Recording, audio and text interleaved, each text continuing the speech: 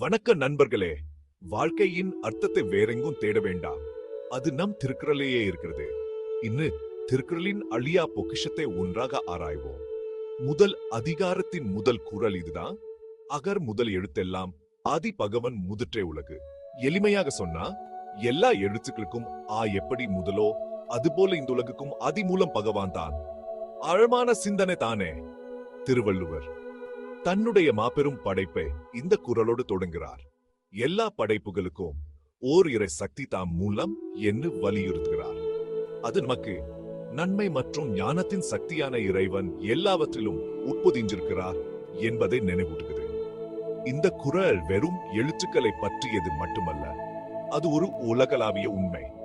வாழ்க்கையின் ஒவ்வொரு அம்சத்திலும் இறை சக்தியை உணர வேண்டும் என்று நமக்கு கற்றுத் தருகிறது. எனவே நீங்கள் புதிதாக ஏதாவது தொடங்கும் போது இந்த குறளை நினைவில கொண்டு உங்களுக்குள் இருக்கும் தெய்வீக சக்தியை உணருங்க.